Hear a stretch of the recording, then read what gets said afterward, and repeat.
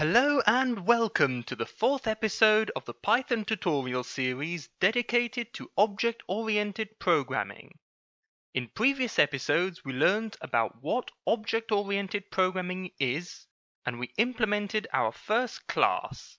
If you missed any of those videos, I'll leave a link to them in the video description, so don't forget to check those out.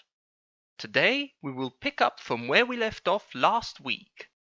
As you can see, we've created our first object called car. What this means is that it has now inherited all the attributes and methods of the original class called our first class. Now, the first thing we'll do is change the default values of the two main attributes, speed and direction.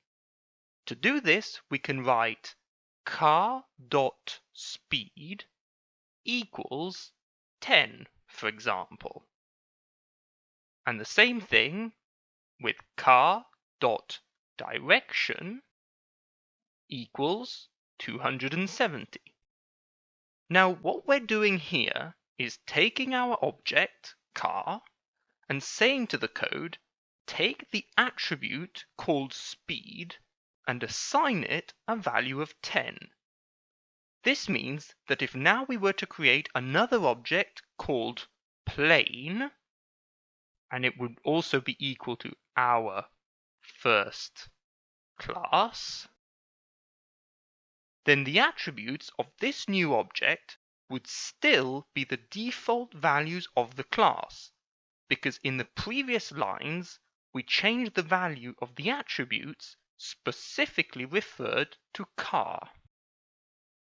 Now let's ignore this new object for a second and return to the car. We can now use the methods built into the class and change the speed of the car. We can write car.accel_decel, let's say 5. As you can see, if we compare this line with the method we wrote inside of the class, which is here, you can see that we didn't use the self variable. That's because the self variable is only used when building the structure of the class and isn't required when calling the function.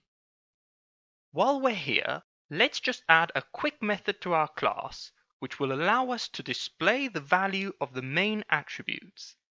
Let's call it def display stats, for example, and of course we will give it the argument self, and then we'll say print speed self.speed and print direction self.direction. Now we can return to our object, which will of course automatically have inherited also this new method, and we can write car.display stats. Let's now run our code by pressing the F5 key, and as we can see, the values of our speed and direction are correct. We started with a default value for speed of 4, changed it to 10, and added 5, for a final result of 15. Similarly, we started with a default value for direction of 180 and changed it to 270. Having said that, I think we can call it a day and end the episode here.